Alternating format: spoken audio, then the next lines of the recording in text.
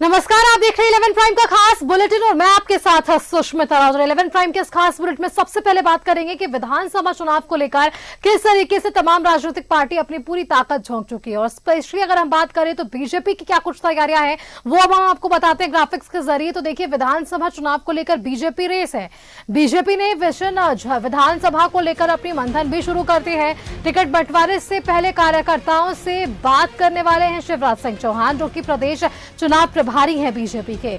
शिवराज सिंह चौहान का हेमंत सरकार पर हमला भी देखने को मिला है। उत्पाद बहाली में अभ्यर्थियों की मौत पर उन्होंने बयान दिया है और साफ तौर पर अपने इस बयान के जरिए उन्होंने कहा है कि 16 अभ्यर्थियों की जान चली गई है। अभ्यर्थियों की मौत हादसा नहीं है, ये एक हत्या है। जनता परिवर्तन का मन बना चुकी है। माता बहनों को पैसे देने के नाम पर भ्रष्टाचार भी हो रहा है। बीजेपी झारखंड में अब परिवर्तन यात्रा भी निकालने वाली है। तो परिवर्तन यात्रा को लेकर भी बीजेपी लगातार ये बातें कहती हुई नजर आ पा रही है। 15 सितंबर को बताया गया है कि जिस तरीके से प्रधानमंत्री नरेंद्र मोदी झारखंड आने वाले हैं, उस वक्त भी लोगों को काफी उम्मीदें हैं उनसे। तो इस पर भी शिवराज सिंह चौहान ने कहा है कि 1,13,195 गरीबों को पीएम आवास पहली किस्त जो है वो पीएम के जरिए जारी कर दी जाएगी। कोल्हान की धरती से कई योजनाओं की सौगात पीएम देने वाले हैं। माननीय प्रधानमंत्री जी 15 तारीख को झारखंड की इस पवित्र धरा पर पधार रहे हैं। झारखंड बनाया अटल जी ने, भारतीय जनता पार्टी ने, और प्रधानमंत्री श्रीमान नरेंद्र मोदी जी के नेतृत्व में झारखंड के विकास के लिए केंद्र सरकार हर संभव प्रयत्न कर रही है। 15 तारीख को जमशेदपुर माननीय प्रधानमंत्री जी पधारने वाले हैं। वो वंदे भारत ट्रेन की सौगात के साथ साथ 1,13,195 गरीबों को प्रधानमंत्री आवास के लिए पहली किस्त भी उनके खाते में डालेंगे, झारखंड के केवल। लेकिन इसके अलावा पूरे देश के बाकी राज्यों के गरीबों के खाते में भी प्रधानमंत्री आवास योजना की राशि डलेगी। तड़प तड़प के हमारे नौजवान साथी नौकरी नहीं पाए, दुनिया छोड़ गए। यह हादसा नहीं है, यह हत्या है। अब माता बहनों को पैसे देने की योजना में भी पुरुषों के नाम, उस पर भी भ्रष्टाचार। हर योजना की घोषणा केवल वोट के लिए है, योजना का लाभ देने के लिए नहीं है। मुख्यमंत्री के और गठबंधन के दांव नहीं चलने वाले। लोग भयानक भ्रष्टाचार भूले नहीं है, आज भी भ्रष्टाचार झारखंड को तबाह और बर्बाद कर रहा है। लेकिन भारतीय जनता पार्टी भी इनके झूठे और खोखले वादे जो उन्होंने किए थे उनको लेके, भ्रष्टाचार, बिगड़ती हुई कानून और व्यवस्था की स्थिति, माताओं बहनों का अपमान, अवैध घुसपैठ, बदल रही डेमोग्राफी, इन सब मुद्दों को लेकर यात्रा के रूप में जनता के बीच में जाएगी। तो देखिए, इस पर ही अधिक जानकारी के साथ हमारे न्यूज रूम से हमारे संवाददाता राजेश जुड़ रहे, सीधा उनका रुख करते हैं। राजेश, उससे पहले भी आपसे मेरी बातचीत हो पाई थी कि जिस तरीके से शिवराज सिंह चौहान जब यहां पर पहुंचते हैं तो कई विषयों को लेकर उन्होंने मीडिया से बातचीत की है। जिस तरीके से उन्होंने परिवर्तन यात्रा की बात की, दूसरी तरफ उन्होंने उम्मीदवारों के नाम को लेकर जो चर्चा होनी है उस पर बात की और अंत में उन्होंने प्रधानमंत्री के आगमन को लेकर भी ये कह दिया कि ये आगमन भी ऐतिहासिक होने वाला है क्योंकि कई सौगात पीएम भी देंगे। इस वक्त जो झारखंड का विशेष मुद्दा है, जिस तरीके से उत्पाद सिपाही बहाली दौड़ में जिस तरीके से 13 अभ्यर्थियों की मौत हो गई, राजेश, उस पर एक बड़ा आरोप शिवराज ने आज लगा दिया है कि ये आरोप, ये जो हत्या हुई है ये मौत नहीं है, ये हत्या है। राज्य सरकार पर एक बड़ा आरोप इन्होंने लगाया है। राजेश, देखिए, बीजेपी विपक्षी पार्टी है और वह बड़ा से बड़ा आरोप सत्ता पक्ष पर लगा सकती है क्योंकि उसकी भूमिका भी वैसी ही है। और जिस प्रकार से मौत हुई है, बीजेपी का सीधा आरोप रहा है कि यह बिना तैयारी के और इन बच्चों को दौड़ा दिया गया। रात भर बच्चे जहां परीक्षा केंद्र था वहां पर जागे रहे, उसके बाद उन्हें उमस भरी गर्मी में दौड़ा दिया गया। तो ये कहीं न कहीं हत्या की साजिश थी और इसी साजिश में 13 युवा मौत के गाल में समा गए। तो बीजेपी का यह कहना, ये पहले भी कहा गया कि ये कहीं न कहीं ये एक प्रकार से इन्हें मारने का की योजना बना ली थी। नौकरी तो नहीं देना है, लेकिन यह सरकार जो है मौत बांट रही है। देखिए, राजनीति में अब चूंकि चुनाव है तो सभी लोग तरह तरह के आरोप लगाते रहते हैं। सत्ता पक्ष का अलग बचाव का अपना तरीका है कि क्यों बच्चे की मौत हो गई, और उसके लिए उन्होंने जो तर्क दिया सभी लोगों ने सुना कि कोरोना का टीका इसके लिए एक जिम्मेदार फैक्टर है। तो अभी आप देखे होंगे कि शिवराज सिंह चौहान आए हैं और वो मूल रूप से 3 विषय था। एक तो यह कि यहाँ पर लोगों से मिलेंगे और चुनाव की तैयारी के लिए जो कार्य योजना बनी है उस पर कितना काम हुआ है वह है। इसके अलावा सबसे बड़ा है कि 15 तारीख को प्रधानमंत्री का आगमन जमशेदपुर में हो रहा है और प्रधानमंत्री आ रहे हैं चुनाव से की घोषणा से पहले आ रहे हैं, तो निश्चित रूप से इसमें चुनावी रंग तो है ही, क्योंकि एक सरकारी कार्यक्रम है रेलवे का, इसके अलावा राजनीतिक कार्यक्रम है, जनसभा है। तो बीजेपी उसकी तैयारी भी कर रही है। आपने देखा कि 2 दिन पहले जमशेदपुर में पूरी टीम ही वहाँ गई थी। तो अब शिवराज सिंह चौहान गए हैं वहाँ, वहीं आज रहेंगे और फिर सभी लोगों से समीक्षा करेंगे। कल देखेंगे जाकर कहाँ तैयारी क्या हो रही है, और जो दायित्व दिया गया है वहाँ की महानगर इकाई को, उनसे पूरी जानकारी लेंगे, कैसे लोग आएंगे, क्या कुछ हो सकता है। चूँकि केंद्रीय मंत्री हैं, इसलिए वो रेलवे के अधिकारियों से भी इस संबंध में जानकारी लेंगे कि प्रधानमंत्री के कार्यक्रम को लेकर क्या रेलवे ने तैयारी की है। तो ये कमोबेश ये सारी चीज़ें हैं। सारे चीज़ों के बीच में केंद्र बिंदु में विधानसभा चुनाव है, चाहे वो बीजेपी हो, जेएमएम हो, कांग्रेस हो, सभी लोग तैयारी में लगे हुए और ये सही भी है। देखिए, चुनाव आता है किस लिए? ऐसा नहीं कि चुनाव की तारीख की घोषणा हो उसके बाद सभी लोग सो के आंख मलते हुए जागे और चलो भाई चुनाव लड़ना है। चुनाव की तैयारी तो काफ़ी पहले से होती है। जो सत्ता में रहते हैं उन्हें सत्ता अपनी कुर्सी बचाने की चुनौती होती है, जो विपक्ष में रहते हैं उनके समक्ष ये चुनौती होती है कि वह किस प्रकार से सत्ता में काबिज दल को हटाकर उस कुर्सी पर अपना कब्जा जमाए। तो इस दौरान आरोप प्रत्यारोप और सरकार की जो नाकामियां हैं उसको विपक्ष मुद्दा बनाता ही है, इसलिए ये कोई बड़ी बात नहीं है। लेकिन जिस प्रकार से शिवराज सिंह चौहान ने 2-3 बातें कही है कि प्रधानमंत्री का कार्यक्रम है, उसमें आवास योजना के तहत लाभुकों को राशि जो ऑनलाइन निर्गत की जाएगी, ये भी एक बड़ी योजना है। और आप जानिए कि झारखंड का विधानसभा चुनाव है और हरियाणा का चुनाव है, जम्मू कश्मीर का चुनाव है, ये बहुत सारे 4 राज्यों में चुनाव हो रहे हैं। झारखंड का तो अभी बाद में होना है, लेकिन अभी जो हरियाणा है, जम्मू कश्मीर है, इन सब जगहों पर जो चुनाव हो रहे हैं उसकी तैयारी भी तो कहीं न कहीं चल रही है। और जमशेदपुर से जो घोषणा होगी वो उसका भी असर पड़ेगा वहाँ उन राज्यों में, चूंकि उन राज्यों बिल्कुल राजेश। अब चलिए झारखंड के लिए बीजेपी ने क्या कुछ तैयारी की है इस पर भी नजर डालेंगे। आप हमारे साथ बने रहिएगा। एक रिपोर्ट पहले हम अपने दर्शकों को दिखाते हैं कि लोकसभा चुनाव परिणाम के बाद बीजेपी ने विधानसभा चुनाव को लेकर अपनी जो ताकत झोंक रखी है, इसके लिए बीजेपी की क्या कुछ तैयारी चल रही है। झारखंड में पार्टी के दिग्गजों ने कमाल संभाल लिया है, लेकिन इस बार अंकों के गणित में उलझने से बच के चल रही बीजेपी का लक्ष्य बहुमत हासिल करना है। वहीं बीजेपी के तेवर और तैयारियों पर सत्ता पक्ष भी पूरी तरह से हमलावर है।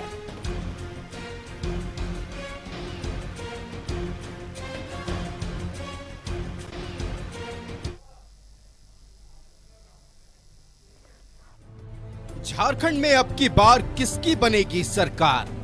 वार पलटवार और दावों का तेज हुआ दौर। नंबर के दावों से दूर बीजेपी ने बनाया जीत का लक्ष्य। बीजेपी लाओ हेमंत हटाओ का तेज किया नारा। बीजेपी के तेवर और तैयारियों पर सत्ता पक्ष हमलावर। दहाई का आंकड़ा पार नहीं कर पाएगी बीजेपी। लोकसभा चुनाव में अब की बार 400 पार और पिछले झारखंड विधानसभा चुनाव में 65 पार के नारे पर चुनावी संग्राम में उतरने वाली बीजेपी ने इस बार अंकों के माया जाल से दूरी बना ली है। इस बार बीजेपी ने कोई आंकड़ा सेट नहीं किया है, एकमात्र लक्ष्य बहुमत के साथ एनडीए की सरकार बनाना है। आदिवासी मूलवासी पर जो कहर ढाने का काम राज्य की सरकार ने किया है, उसकी समाप्ति, नौजवानों को रोजगार मिले, ये लक्ष्य है हमारा। महिलाओं के साथ अनाचार और अत्याचार इस राज्य में हुआ, वो समाप्त हो, ये हमारा लक्ष्य। और झारखंड भारत की अग्रणी राज्य बने, ये लक्ष्य है हमारा। ताकि आकांक्षा है कि इस बार डबल इंजन की सरकार, भारतीय जनता पार्टी की सरकार बनेगी, बहुमत की सरकार बनेगी और एनडीए गठबंधन की सरकार बनेगी। 2 अंकों के गणित और उसके परिणाम के बाद बीजेपी के तेवर और तैयारियों का तरीका भी इस बार बदला सा है। ये 81 विधानसभा का राज्य है और 81 विधानसभा में सरकार कब बनेगी? जब 41-42 सीट आएगा तभी न बनेगी। तो हम लोग 41-42 सीट लाएंगे, उससे ज़्यादा जो बहुमत के लिए जो जरूरी है वो आंकड़ा लाएंगे और हम लोग सरकार बनाएंगे और हेमंत सोरेन को भगाएंगे। इधर सत्ता पक्ष का कहना है कि बीजेपी को इस बार झारखंड के हालात का पहले ही अंदाजा हो गया है। जेएमएम का कहना है कि इस बार बीजेपी दहाई का भी आंकड़ा नहीं पार कर सकेगी। कोई भी एक ऐसा सीट नहीं है जिसको दावे से भारतीय जनता पार्टी बोल सके कि मैं जीत रहा हूं। एक भी सीट वैसा नहीं। हाँ, ये अलग बात है जब परिणाम आएंगे 7, 8, 6, 9 तक पहुंच सकते हैं ये लोग, दहाई का आंकड़ा नहीं पार करेंगे, ऐसा हम लोगों को फीडबैक है और हमको अपनी जनता पर विश्वास है। सच तो यह है कि चुनावी दंगल में जीत उसे ही हासिल होती है जो कितने विरोधियों को पटखनी देता है और कितने अंकों को हासिल करता है। लेकिन इस बार नंबर के चक्कर से दूर बीजेपी लक्ष्य को हासिल करने में जुटी है। हालांकि नतीजा क्या होगा ये भविष्य की गर्त में है। राजेश कुमार, न्यूज़ 11 भारत, रांची। तो आपने रिपोर्ट देखा और समझा कि बीजेपी इस बार आंकड़ों में नहीं उलझना चाह रही, सीटों के आंकड़ों पर नहीं उलझना चाह रही। सिर्फ एक लक्ष्य है कि किस तरीके से बीजेपी के नेतृत्व में एनडीए की सरकार झारखंड में बन जाए। हमारे साथ लगातार बने हुए हमारे संवाददाता राजेश, उनका रुख करते हैं। राजेश, हमने लोकसभा चुनाव हाल ही में देखा और यहाँ लोकसभा चुनाव में किस तरीके से एससी और एससी रिजर्व सीटों पर बीजेपी को हार का मुंह देखना पड़ा था, उससे कहीं ना कहीं सीख ले रही है बीजेपी और विधानसभा चुनाव में उसी फॉर्मूले के साथ काम कर रही है। सीट बंटवारे को लेकर भी यहाँ पर पेश कहीं से भी फंसे ना, इसको लेकर बीजेपी की तैयारी बूथ स्तर से ही मजबूती पर है। देखिए, ये सरकार बनती है आंकड़ों से और आंकड़ों का जो महत्व है, आप कभी-कभी आप सुनती होंगी कि मैजिक नंबर वही होता है जो बहुमत को का आंकड़ा छू ले। इसलिए आपने देखा होगा कि पिछले लोकसभा चुनाव में बीजेपी ने नारा दिया था आपकी बार 400 पार, काफी पहले से। ऐसा नहीं कि चुनाव की तारीख का ऐलान होने से उससे पहले से सभी लोग रट रहे थे अब की बार 400 पार, अब की बार 400 पार। हाँ, आपको 2019 की बात याद दिलाते हैं, संभवतः याद हो आपको कि उस समय बीजेपी का था विधानसभा चुनाव में अब की बार 65 पार। रघुवर सरकार थी, सत्ता में बीजेपी थी, लेकिन क्या हश्र हुआ ये कि वो 25 पर सिमट कर रहा है। कि कारण जो भी रहे उसका विश्लेषण अभी फिलहाल करने की जरूरत नहीं है, लेकिन बीजेपी को इस बार लग रहा है कि ये आंकड़ा जो है कहीं न कहीं एक टोटका बन गया है। इस बार कोई आंकड़ा नहीं दिया जा रहा। अभी तक की स्थिति ये है कि कोई आंकड़ा नहीं, भाई हम सरकार बनाएंगे, हेमंत सोरेन की सरकार को हटाएंगे और इस बार सरकार बीजेपी की बनेगी। जैसे सामान्य रूप से जो एक पैटर्न चला आ रहा था पिछले विधानसभा चुनाव में, झारखंड विधानसभा चुनाव में, फिर लोकसभा चुनाव जो हुआ 2024 में, उसमें भी नारा जो राष्ट्रीय स्तर पर दिया गया वो भी आपने देखा कि अब की बार 400 पार, तो बीजेपी सड़क के आ गई 240 पे। तो मुझे लगता है कि बीजेपी को लगा कि ये आंकड़ा जो है, टारगेट जो नंबर है वो नहीं देना चाहिए। इस बार यह रखना चाहिए कि हम जितना है, जितने सीटों पर लीड मिली है इस बार बीजेपी को लोकसभा चुनाव में विधानसभा वाइज, उसको हम सुनिश्चित करें कि चुनाव वहां जीत जाए तो सरकार बन जाएगी। बीजेपी ने जो आंकड़ा पेश किया उसके हिसाब से 51 विधानसभा सीटों पर पिछले लोकसभा चुनाव में उसे लीड मिली थी। तो इसी दृष्टिकोण से ये कहा जा रहा है कि इस बार कोई नंबर टारगेट नहीं रखा गया है, बस उद्देश्य यही है कि सरकार बनानी है, वर्तमान जो गठबंधन की सरकार है उसे हटानी है। इसके लिए जो कुछ करना पड़ेगा किया जाएगा। जनता का आशीर्वाद लेने के लिए हर संभव प्रयास किया जाएगा। आप देख रहे हैं कि बीजेपी कितना हर स्तर पर मेहनत कर रही है, बूथ स्तर से लेकर प्रदेश स्तर पर पूरी टीम लगी हुई है। प्रधानमंत्री भी आ रहे हैं, इसके अलावा दो बड़े चेहरे हेमंता बिस्वा शर्मा, शिवराज सिंह चौहान लगे हुए हैं। सारा प्रयास यह हो रहा है कि बीजेपी को विपक्ष की कुर्सी से उठाकर पक्ष की कुर्सी पर, यानी सत्ता पक्ष की कुर्सी पर बैठाना है। देखिए सफलता कैसे मिलती है, जनता के तो आशीर्वाद राजेश, से क्या ही सब बीजेपी कुछ- जो आंकड़ों को लेकर स्पष्ट है, तो क्या सीट बंटवारे को लेकर भी बीजेपी के पहले से ही सारी चीजें स्पष्ट हो पाई है विधानसभा चुनाव के लिए? हमारा जो है वो एक आपसी तालमेल विचार विमर्श होता है, वो बीजेपी के प्रदेश स्तर के नेताओं के बीच की बात नहीं है। वो गठबंधन है, आजसू के साथ है, और अभी ताज़ा में जो गठबंधन हुआ है लोकसभा चुनाव से पहले बिहार के पैटर्न पर, तो जदयू भी है उस फोल्डर में, एनडीए के फोल्डर में, तो वह भी सीट जदयू को भी चाहिए और आजसू को भी चाहिए।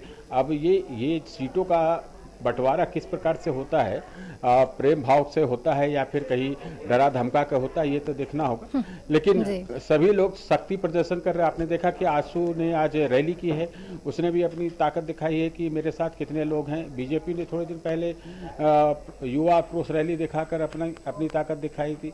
सब अपनी ताकत दिखाने में लगे हुए हैं, और दूसरी तरफ कांग्रेस जेएमएम तो है ही, वो लोग अपने स्तर से सब तरह के प्रयास कर रहे हैं। तो सीटों का बंटवारा गठबंधन दलों के बीच प्रेम भाव से किस प्रकार से हो पाता है, वो देखना होगा। अभी उस पर चर्चा नहीं हो रही है, थोड़ी बहुत चर्चा अंदर खाने हो रही होगी, लेकिन वो बहुत सीरियस डायलॉग नहीं हो रहा है। जो अलायंस पार्टनर है, आजसू है, जदयू है, वैसे तो लोजपा भी है। लोजपा की भी चाहत है कि वो भी झारखंड विधानसभा चुनाव में हाथ आजमा ले, लेकिन हेमंता बिस्वा शर्मा ने कहा कि लोजपा से बातचीत अगर होती है तो वो केंद्र करेगा, यानी बीजेपी की केंद्रीय इकाई करेगा। प्रदेश स्तर पर उस पर कोई चर्चा नहीं होगी।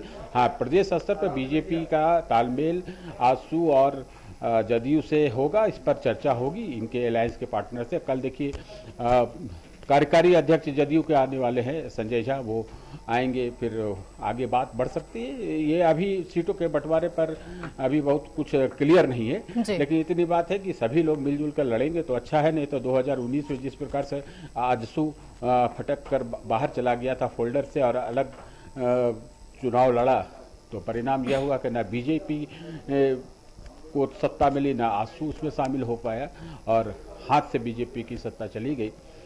ये स्थिति है। तो गठबंधन के अलायंस पार्टनर की जरूरत भी है, और उनके भावना की कदर भी की जानी चाहिए। तो इस पर अभी अब चर्चा होनी बाकी है। सुष्मिता। बिल्कुल राजेश, चलिए ये भी इस पर भी नजर रखने की जरूरत है, क्योंकि किस तरीके से एनडीए के भीतर सीट बंटवारे होती है ये सत्ता पक्ष भी जानना चाहेगा, आईएनडीए भी जानना चाहेगा, उम्मीदवारों को लेकर भी। क्योंकि आज देखिए शिवराज सिंह चौहान ने ये बयान दिए हैं कि कार्यकर्ताओं से ही बातचीत की जाएगी और उनसे ही राय मशवरा के बाद इनका उम्मीदवारों के नाम पर मुहर लगेगी। फिलहाल आपका बहुत बहुत शुक्रिया हमारे साथ जुड़ने के लिए राजेश, और ये तमाम जानकारियां हमारे दर्शकों के साथ।